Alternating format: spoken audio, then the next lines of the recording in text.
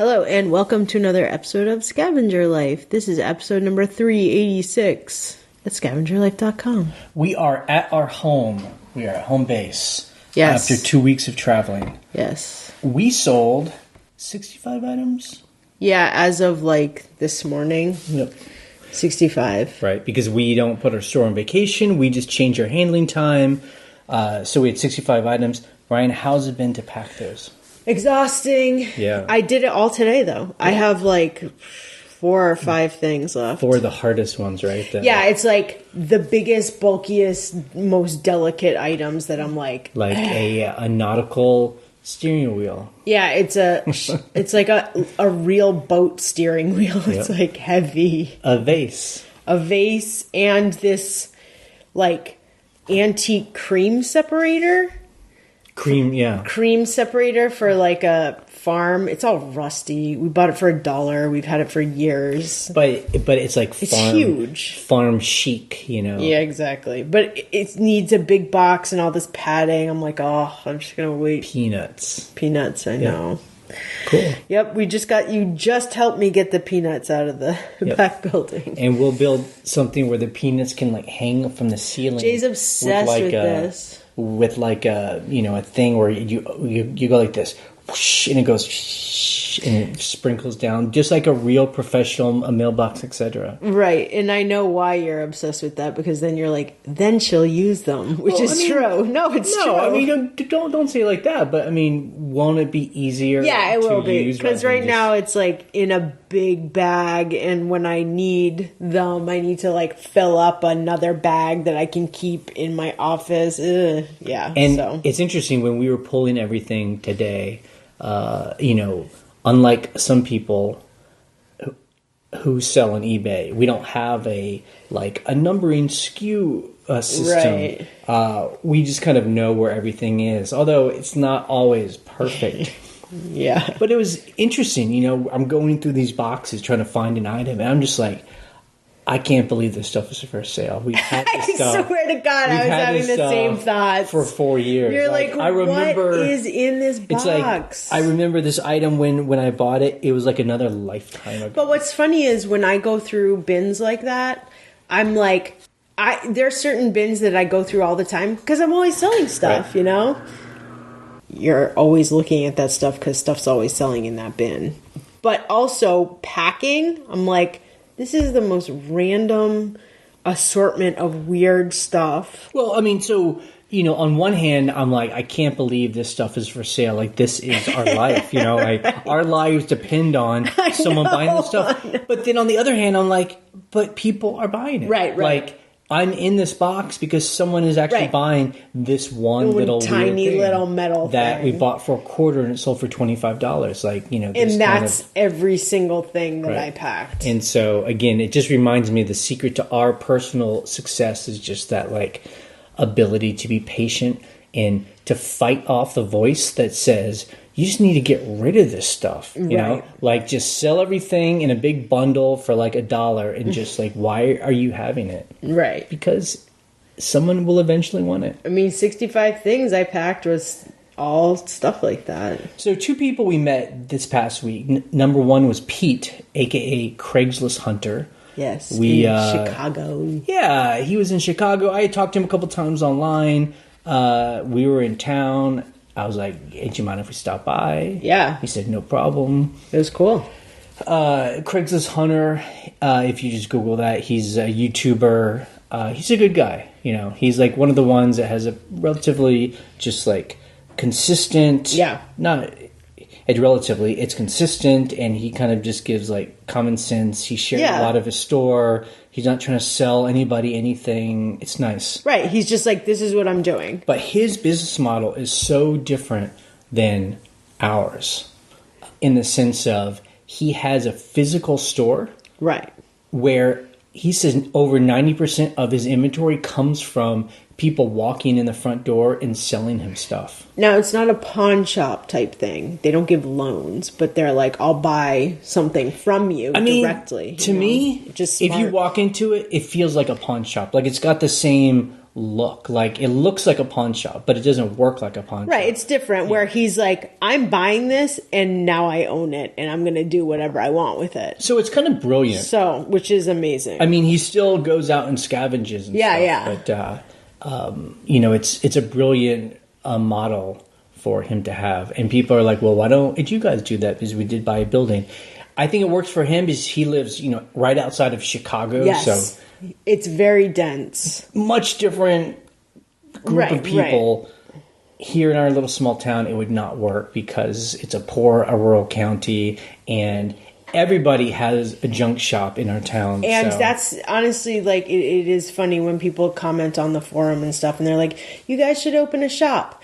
And it's so funny because we're always, like, so railing against all the junk shops. I'm not, fine if people want to do that. But I'm like, just, we don't need another one. Yeah. And we're not going to do it, you know? So, but the cool thing is, I think I'm going to record a conversation with Pete so we can get into his life, his eBay, his strategy. Because it's interesting. And then his eBay store is much different from ours, where he says he never really has ever over 1,000 items in his store because he sells everything within 1 month. He says 75% of the items he will put up sell within a month. Within 30 days. And he says he doesn't, you know, fool around with like changing its prices or anything. He just says competitive pricing. They buy only stuff he knows he can sell fast. Yeah. And we know those kind of things he's talking about.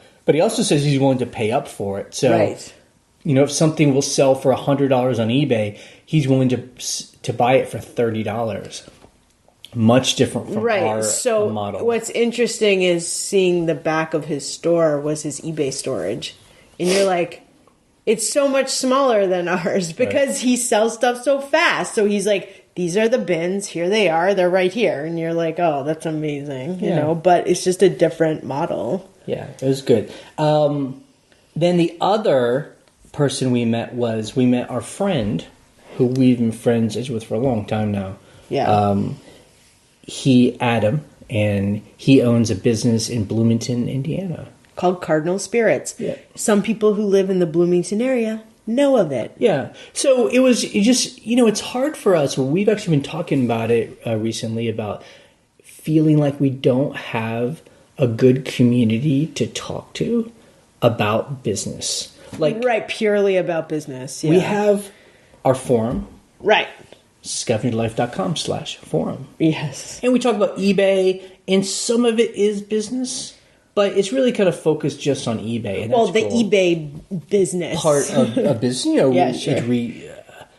selling. But we also have this other life where we've been using the money we make on eBay to buy like property and to create. And now that we have a business, or not a building on Main Street, you know, investing money in that, and just, it was nice to meet with our friend who has done this. Right. Got a building, built a business, has employees, you know, like, it's a whole thing. I mean, let's talk about his business for a second, because his business is a distillery. So that is like, I mean, they bought this building, this warehouse that was abandoned. Now it's beautiful. Gorgeous. I mean, like, just the level that he's working at, we're like, wow. Right. I mean, and all the upfront costs of the equipment and staff employees. And they opened a restaurant within the distillery. I mean, that level is like, I mean, for 2 days we were like, how did you do it? Yeah. You know? But it was good, you know. And, you know, I don't know if it's like something that's a trendy thing now, but it seems like being an entrepreneur is kind of a thing that I read online. The problem is, when I go to like a lot of blogs about it, it's very more about like just inspirational or motivational, and like, I'm not looking for that. You're like, I am motivated already. Yeah, like I got plenty of motivation. I want to talk about like numbers and specifics, how do you do it. Yep. And those kind of things. Right. You know, we have fun watching some of those shows, like The Prophet. Oh, I love the Marcus Lemonis. Yeah, I mean, I love they're like, they don't really like Shark Tank. I like Shark Tank sometimes. Sometimes it's good. Yeah, anyway, they're kind of cheesy, but, like those Yeah. kind of shows have a certain bent to them. But Yeah. anyway, it was just nice to be able to talk about that kind of stuff. Because, And really talk about it. Like we were talking like hardcore numbers. well, I think that's the thing, though. It was nice to talk to someone that was willing to talk about the good and the bad. Right. Because I find, like, when you go online and someone wants to talk about their a business, they're really just talking about the good part of their business. Yeah. I mean, we even see that with people on YouTube talking about their business. It's very often just talking about all the money they make. Right. And you never really hear about all the, the times that they went all in and bought, like, 5,000 things and they didn't sell on Amazon and they lost $20,000. Right. I want to hear that kind of stuff. Well, yeah, you do, because you want to learn from it and also have a relationship with someone where you're like, yeah, we have those situations too, where you start renovating a house and you're like, oh my God, this is 2 years of our life and all our money. Yep. Oops. But that's what we try to do when we are talking about eBay, is just, definitely people have heard our ups and downs. A couple things on eBay this week. We've had some unpaid buyers we've been talking about. Yes. And Ryan found a new kind of strategy. I've been tweaking the strategy. So something we do is, I don't have automatic like unpaid item assistant turned on. I just do it after 2 days. But what I try to do before I do that is, I send an invoice, I send a message, hey, we're ready to ship this. I send a payment reminder through the app. There's a payment reminder message you can send through the app. There are about a handful of people that just were not looking at any of that. And so I was like, you know what? We have this like personal appeal where we're like, we're going to try one last appeal. You bought this. We agreed to your price.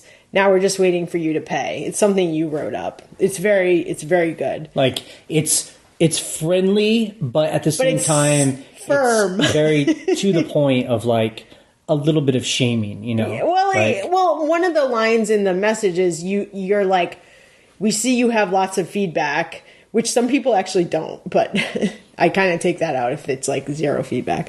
But anyway, so what I started to do was I'll send that to their eBay account, but I'm also emailing it directly to them, because some of these people do have those like guest accounts with like 2 feedback, and I'm like, they're not looking at any of these messages. And where does it show you that? Like on the awaiting payment page, you know how you can look at like all our things that are ready to ship or things that sold? Well, you can say awaiting payment.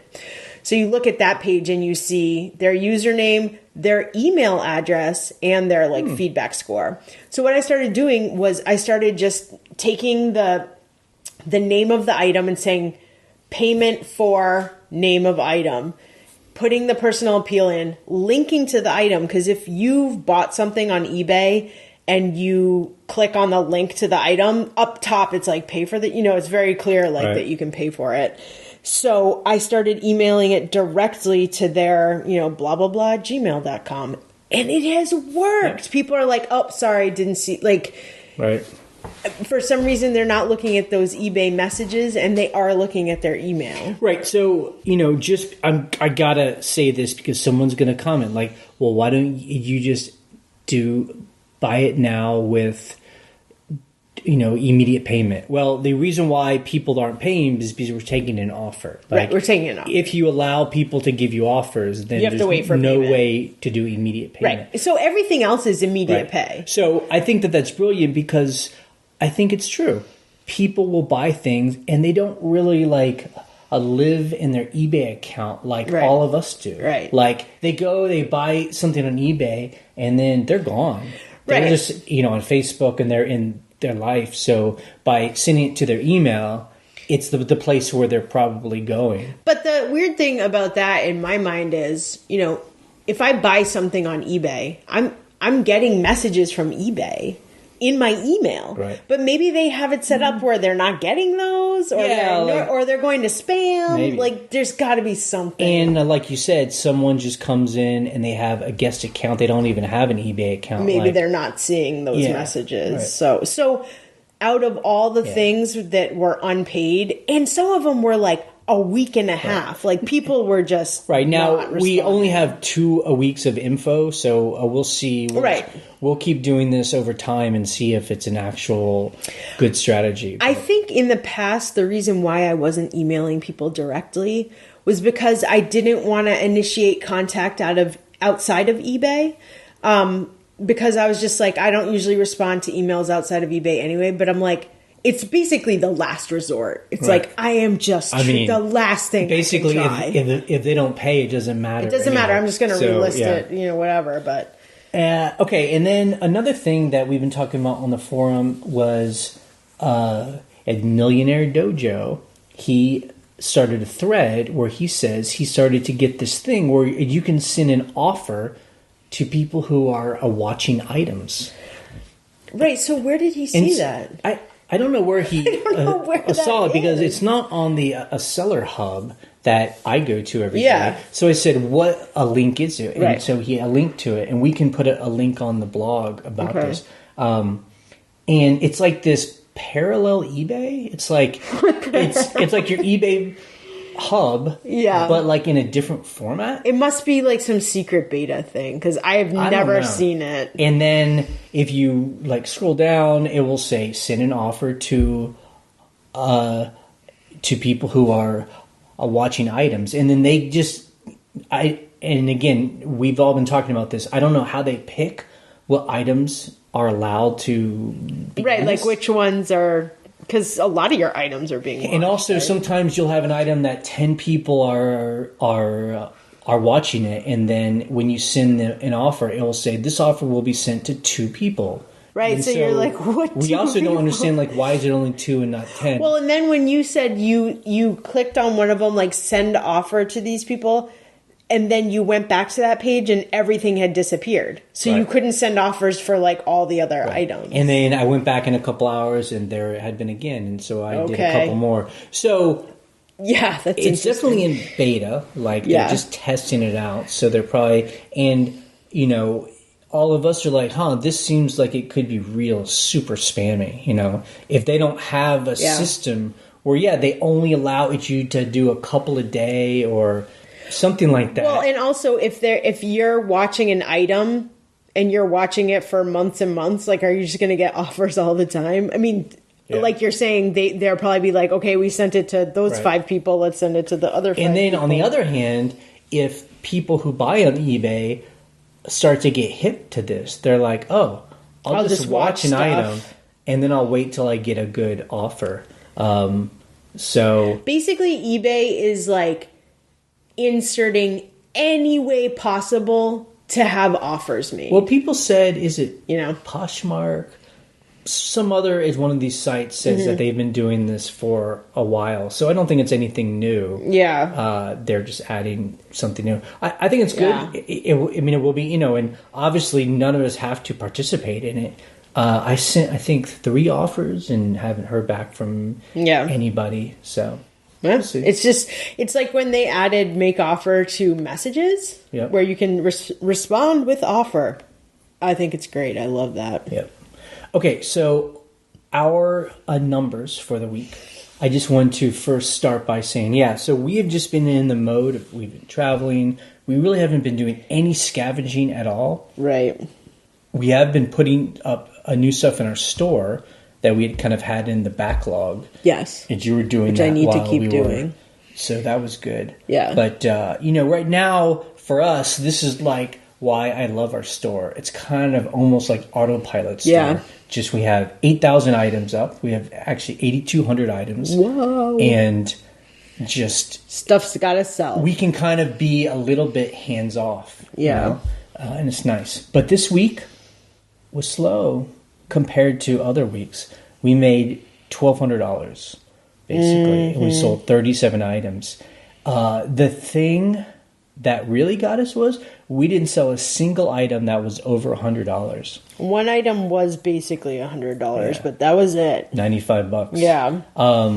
But most of the items, our average price was $31. And when we really have a good solid week, when we're making $2,000-$3,000, it's because we have a good handful of items where they're over $100. Right. Those help a lot. But so we think It's just that whole handling time thing. It's the handling time. We had our handling time up to 10 days. Is that right? Yep. And then they let you, when it's 5 days, they let you bring it down. So then it's like, for an entire week, it was 10 days. And I think eBay is now just not showing sellers with high handling times as much as like, obviously they're pushing like same day shipping. And, well, we don't know that. I mean, I think also one hypothesis could just be because we're in kind of holiday a season and people want to buy stuff that comes fast. Like Thanksgiving's coming up. Yeah. A lot of people see family in Thanksgiving and might exchange presents then. I don't know. So,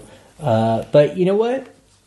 I'm super grateful that we made fine. The money. We were away for 2 weeks and we still made money, and you're like, that's great. And it's like we said, we just sold a lot of random stuff, just bags and paintings and vases and clocks, shoes, and fabric, jackets, and a medical instrument. Yeah, it's just like a couple of like little coin medallion things. Yeah, so crazy. Yeah, hats. I'm glad it all sold. Cream separators. Yep. Scavenge of the week? None. I mean, we didn't know we were scavenging. just visiting people, traveling. Yep.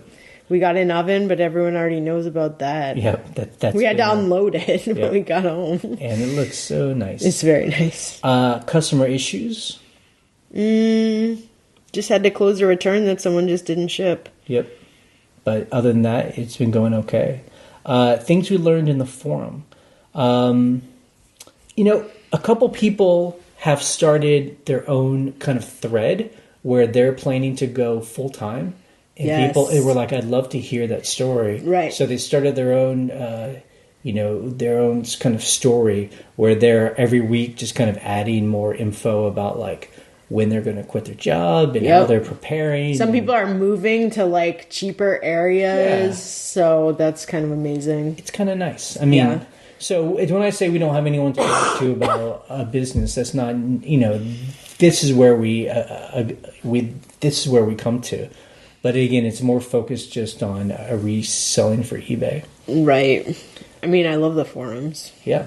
And I do want to say, so it's clear, if you want to join our forum, scavengerslife.com/forum, you have to email us. Now, you don't have to email us to sign up. You can sign up and then email me, and then I will approve you. Right. Because, look, I'm telling you, spammers, like fake usernames, they look just like the rest of them. And so it's quality, not quantity. Right. So just send us an email, thescavengerlife@gmail.com, and be like, hey, I signed up, approve me, and I'll do it. Name, yeah. Right. And so I'm very proud that we just get no spam in our forum. It's a really good feeling. Yep. Okay, our coming week. Yes. So today I started to get back into our renovation of that building. Yes. Which is kind of nice. Starting to like contact people, kind of like tell people, hey, we're back, let's go. Let's do this thing. The reason why I like this building, unlike the other houses we've done, is that now we're kind of just hiring people as we need them. Yes. Before we had kind of a crew of guys. Right. And it was kind of like we kind of got them going and we couldn't really stop. Right. Because they were depending on, it was a job and they were kind of depending on us, but it was a lot of stress. This time we're doing it in a different way. We have a different group of guys where they just work. Like they have all kinds of other work. Right. And I'm like, all right, we need some work at some point, and then they will schedule it, and then they'll do it, and we can do it like that. It's funny that you said that because I was trying to figure out why. I mean, it's stressful because it's actually a lot more money than our other buildings. So you're like, oh my God, it's commercial grade, for a lot of it. But I'm like, why do I feel calm? And I think that's part of it, where it's like, our main contractor guy, who's like our age, which is great, he has other work too. So if we're like, okay, let's do this little project, let's do this big project, and then he's like, okay, I got to go do this other thing. It's like, it's awesome. And it's nice that, we want to be done as soon as we can. Of course. So we can make money from this building. Right. But we can take as long as we need Right. to, and that's a nice thing. Like that's something we need to, I continue to tell ourselves. Yeah, like, let's not stress out so much that we're like, we have to finish. I mean, we have a deadline that we want to finish, but we're like, let's just do the best we can with what we have, Yep. And it's Thanksgiving, this week. Yeah, so this week, and I forgot it was even Thanksgiving. Well, Thanksgiving usually is a little bit later, I guess. So it's on the 22nd this year. I'm always, well, you did this too, where you're like, it's on the 25th, right? And I'm like, well, no, Christmas is on the 25th of December, but Right. Thanksgiving's just like the third Thursday or whatever. So it's in the middle of the week, which is a little bit confusing for, number one, that's a postal holiday, so no one can ship that day. And number two, it feels like a Sunday or something. You're like, it feels like Sunday, but it's Thursday. It's always on Thursday. Yeah. No, I know, but when there's a holiday in the middle of the week, it's always a little bit, you know, funny. So, yeah. I like it, as I always say, because, everything kind of stops. Yeah, there's that no day. postal season. There's, Right, the stores are bank's kind not of funny. Actually, and well, we can just focus on stuff we want to do. well, that's the funny thing is, Thursday don't like sales start at big stores like Thursday afternoon. I mean, we don't really care about stuff like that. If we were at a Walmart and I was asking the lady who was doing her stuff to she's like, yep, but it's basically starts Wednesday is when those big sales start. It's just like just sales all week, which is fine. Actually, we need to buy something at a big box store, and I'm like, we might as well do it that weekend because that's when all the sales are. So, but other than that, we just getting back to it. I got to list stuff. I mean, I feel like we're going into the Christmas season better than we ever have. It's before. We have so much stuff listed. Yeah. Although it is funny. I mean, it's like kind of the back end of November already, and I'm like, what's going on? I want those holiday sales to get started. Well, it doesn't help when we've been away for we were away for a week. We came home for a week. We were away for 2 weeks. We actually have to go away a couple times in December. Yeah. So it's kind of like it is what it is. It just it's other work. It's kind of like when we say, if you're listing on one thing, you're not listing on eBay. It's like if you have a video job, your eBay is gonna go down a little bit. Although I wish it didn't, but it's just like a balancing act. Yeah. But it's nice to have the ability to do the things we want to do, Yeah. And, I mean, stuff was selling this morning, right? We sold some hats and got a bunch of offers this morning. So I'm hoping it's like, and I feel like, isn't it called it's like Black Friday and then Cyber Monday. So like, hopefully people are shopping over. Although I will say anyone who is new to all of this, to selling online, that Cyber Monday thing does not pertain to people like us. Like, I think it pertains to people who sell like iPhones and like brand new electronic equipment. It does not pertain to people like I've never had a Cyber Monday where weird I'm like, stuff. Because people are trying to buy the latest iPad right on sale. Although we might do a little sale on like jackets, because I'm always trying to move jackets and sweaters. I'm like, I have so much of those. Yeah. So. Okay, we are not going to answer questions this week either. We're like holding them, where we're like savoring them. Yeah, next week we'll get to all the next questions. Week we'll do all the So call questions. in. The phone number is 540-407-8486. Or you can email us a question. And our email is thescavengerlife@gmail.com. And that is it for the podcast this week. You can check out our blog at scavengerlife.com for the links we discuss and to join the conversation on the forum. We post an episode every Monday morning. On Wednesday, we post a What Sells video, currently being brought to you by Steven Schultz. You can subscribe to our Patreon account, which is on the sidebar and helps us pay for our server costs. We are ending this podcast in 3, 2, 1. Bye.